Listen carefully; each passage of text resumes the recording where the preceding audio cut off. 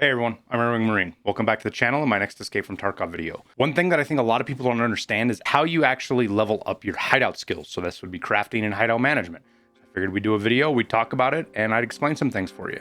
So let's not waste any more time and dive right into it.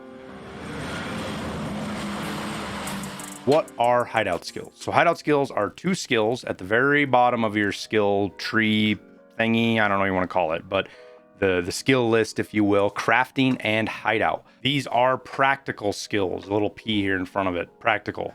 That goes in with things like surgery, search, mag drills, covert movement, the new weapons maintenance, all those are practical, which that means is if you have the library, you get a bonus to these. And on top of that, it's funny because these actually provide a bonus to the library back once you level them up.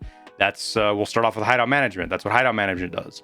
You see here, it increases all percentage bonuses from hideout zones by 10% of their values. Now it's 10% because I'm level 10. So you get 1% per level. So once you get to level 51, you get a 50% bonus to all of your things. This doesn't apply to the solar panel, but it does apply to things like the Intel Center and all the great bonuses inside there. You know, the rest space, the nutrition unit, the water collector, all of those bonuses to energy and water and healing and all of those, the library, all of that stuff. It bonuses that. It just doesn't apply to the solar panel anymore. They took that out.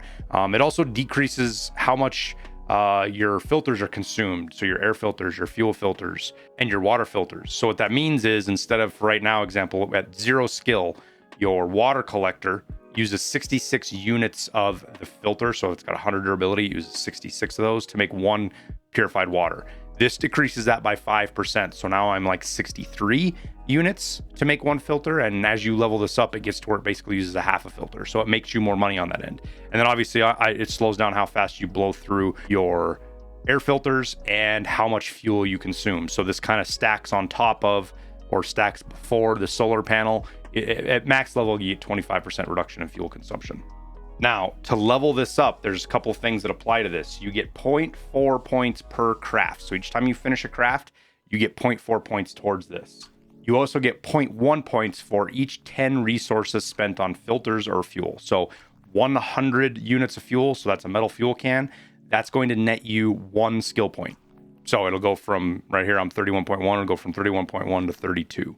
On top of that, each time you upgrade a module in the hideout, so like let's say you go from Workbench 1 to level 2, or you build your Bitcoin farm or your shooting range, you will get 8 points per upgrade. So that's actually going to level up at first. Hideout Management's going to level up pretty quick because as you upgrade, you get 8 points. So, you know, 2 or 3 modules and get you to level 2 and you don't even use your hideout yet. Now, I have had a chance to dig into this a little bit, and there are a couple of bugs. The points don't always apply, and I haven't been able to track down exactly what that is yet.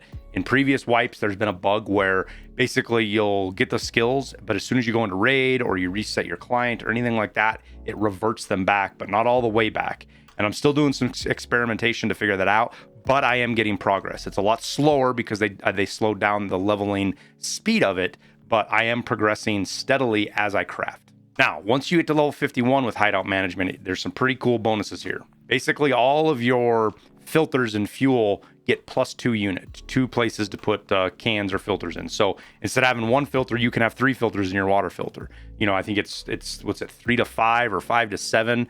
It's 3 to 5 in the air filtering unit. So you can have 5 filters in there, and then fuel you can go from 6 to 8. So you have 8 full, you know, cans of fuel in the generator, and then most importantly, you get 2 additional slots in your Bitcoin farm. So instead of 3 max, you get 5 max. So even if at a full level 51 Bitcoin farm, you're going to be like 65 hours, give or take, before you need to collect coins, and it doesn't collect anymore. So that's more than 2 days. So that's super cool. You don't have to collect your Bitcoins every day once you get to that level. So that's hideout crafting in a nutshell. The leveling this basically just requires you to build shit and use shit in your hideout. So burn fuel, burn filters, craft. That's what levels hideout management. Nothing special to talk about there. Now, crafting, this one's kind of in its own little world because it does have some caveats on how you level it and what it gets you.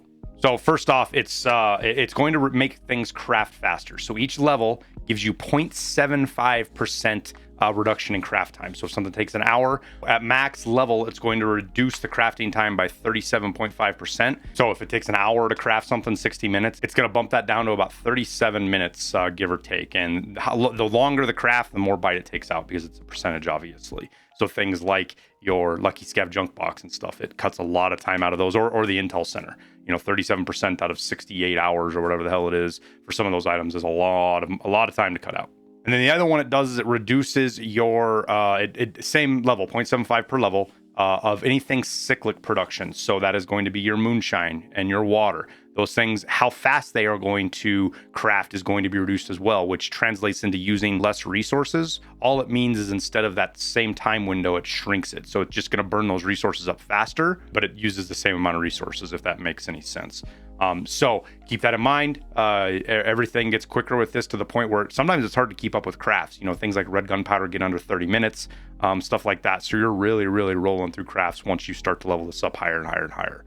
Now, to level this up, there is one little caveat here. You can't craft the same thing over and over and over and over again. You can't craft red gunpowder, red gunpowder, red gunpowder, or bandages, bandages, bandages. You have to alternate crafts. So you need to go from red gunpowder to circuit boards, and then you can go back to red gunpowder.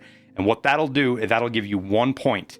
Each craft will give you 1 skill point. So to get crafting to 9 here, I'm at level 41. I still need another 39 crafts. So once you click accept or get or whatever it is on your hideout for those items, that's when that point is applied. You also get 1 point for every 8 hours of crafting. Now this is cumulative across your whole hideout. So if you've got 8 items crafting for 1 hour, it'll give you that 1 point. And it gives these points incrementally. You don't have to wait for the full duration. You'll see this tick up 41.2, 41.5, things like that. But just keep in mind, alternate your crafts. And we'll get into that here in a sec about how to do that, what's the best to do and whatnot. Now, what does you get when you get to elite level 51 here? This is a really cool elite bonus, and it allows you to craft 2 things at once in the lavatory, in the workbench, in the nutrition unit, in the med station, and finally the Intel Center. All 5 of those you can craft 2 at once. It doesn't let you craft 2 waters, it doesn't let you craft 2 moonshines, it doesn't let you do 2 scav case runs, but it does let you craft 2 things. So for example, you can pick the 2 best crafts and just craft those things repetitively back and forth, back and forth, and back and forth, and just constantly crank stuff out. It really, really increases how much money you can make in your hideout and how much utility it is, because if you're not into making money but you want ammo, you can craft both M61 and BP, or AP63 and 7 and 31 all at the same time. But you can't craft 2 of the same craft, right? You can't craft 2 BPs at the same time, just 1. So there is a limit to it.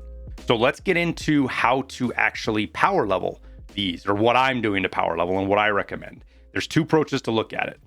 If you have unlimited money, you don't care about making money, that is one way to do it. And if you're going to do that, you just pick the 2 shortest crafts in each module. So for example, at the workbench, the fastest current craft, and I can't show you here because I'm crafting something, but it's broken LCDs. This craft right here is 22 minutes. So this is the fastest craft. The problem is you will lose a ton of money doing this craft. So again, if you don't care, this is your fastest craft. The second fastest craft is your circuit boards using DVDs. This craft is 33 minutes. It uses a flat screwdriver and a DVD, and it makes 2 circuit boards. And this craft actually makes you money. It's a halfway decent craft.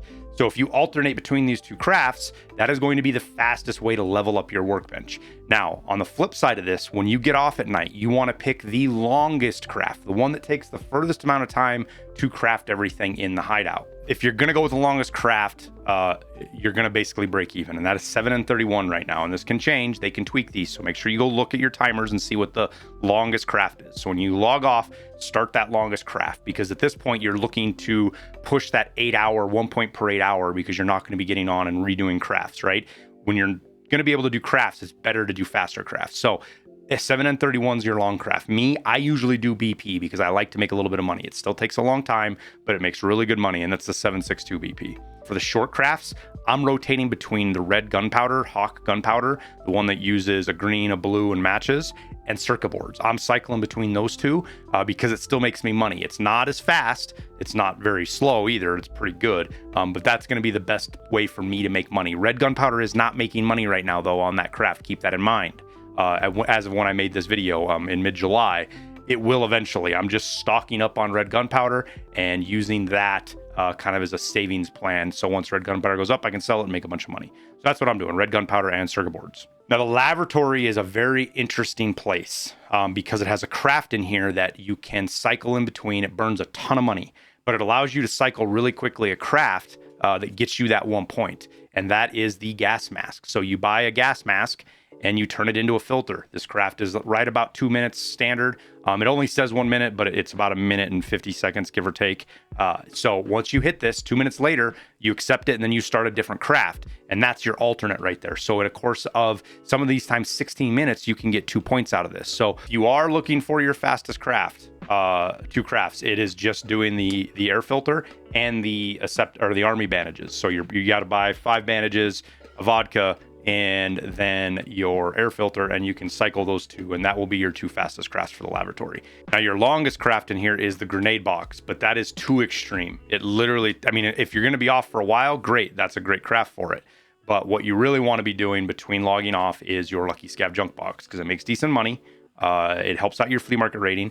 It doesn't push much more than 8 or 9 hours. So when you get on, you can get back into crafting fast crafts again, whereas a 16-hour craft for the grenade box, that's forever. Now, the Intel Center, it is kind of what it is. The crafts in here are extraordinarily long, and the 2 fastest ones just happen to be thumb drives and Intel. Now, you have to have level 3 to build Intel, but at level 2, you can make flash drives and vertexes, right? That's if you want to do that. I'm not going to do that. I'm going to build the Intel Center to do tasks, which is what I'm doing right now, to turn on my vertexes, as well as make money once I get that done. And that'll be done with VPXs or the 21WS card, probably maybe the Violet card. We'll see when we get there. I will not be using the Intel Center to power level just because it is so long. It is so slow.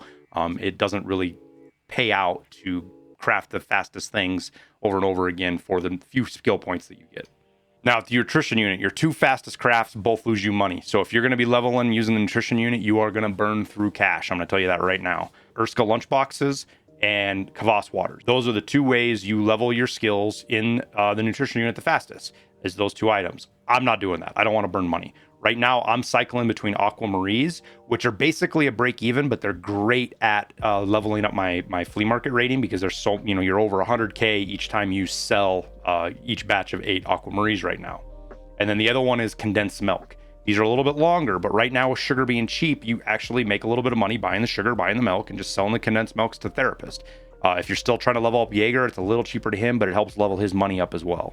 So the third craft I'll look at doing too, especially if I get the components for, is Slickers. So it's Slickers, condensed milk, and then Aquamarines. Those are the 3 crafts I cycle around. And then when I get off for the night, I make myself hot rods because that's the long craft. And again, you kind of break even with those. You don't really make money, but it burns that long period of time and it's close to break even. So you're not losing a bunch of money and you're generating some skill points out of it. Now, the med station has 2 crafts in it as well that are quick. One makes you money, one loses you or breaks even. Kind of depends on how you get your components. But the AI2s, the little cheeses, that is your fastest craft. Your second fastest craft is blood sets. If you cycle between those 2 crafts, that'll be the fastest way for you to level up using the med station. However, again, like most of these things, that's not what I'm doing. I am right now crafting either IFAKs, pile of meds, SJ6s, or defibrillators. Those are the 4 crafts that I'm doing solely in the med station. It works fine for me. The timing's okay. It's a little bit longer, but I'm still leveling pretty steadily on my skills. The defib is obviously the long craft. It's the one you do when you're not doing anything else, which is what I'm doing right now.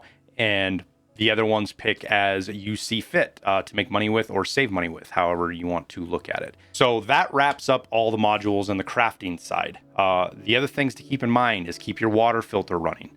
Again, the more units you use up, the more it does it. If you have a ton of money, throw filters in your air filter unit because it burns those up. It gives you skill points. I don't have any in there right now. I'll probably slap some in here in a sec, but the more filters you burn through, the faster you level up. Same thing with moonshine. I'm crafting moonshine for a couple of reasons. One, I'm going to save it. It's not making money now, but I'll just save the moonshine till later, till it does make a profit or breaks even. And then I sell that to help boost my flea market rating because it is such a valuable item. You sell 10, 15 of those things and it'll push you usually into, your 5 slots or your 4 slots or wherever you're waiting for in your flea market rating. And then make sure you just leave your generator on. It's easy for me to say right now. We have the Bitcoin farm going. We're making money. That's basically paying for our fuel and then some. So I just keep the fuel running. I'm going to be going on vacation here. I'm going to chock this thing full of fuel and I'll just log on my laptop and make sure I keep my crafts going and stuff like that while I'm on vacation at the beach. So that's it. That's how you level up your skills. I highly suggest everybody do it.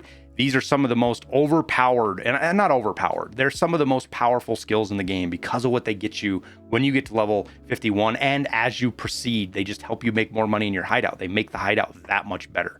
So keep that in mind. Craft when you can just to level, and it'll pay off in the long run. But that wraps it up. I hope this was helpful. I hope you guys got a bunch of value out of it. And we'll see you next week when I get back from vacation. See you, everybody.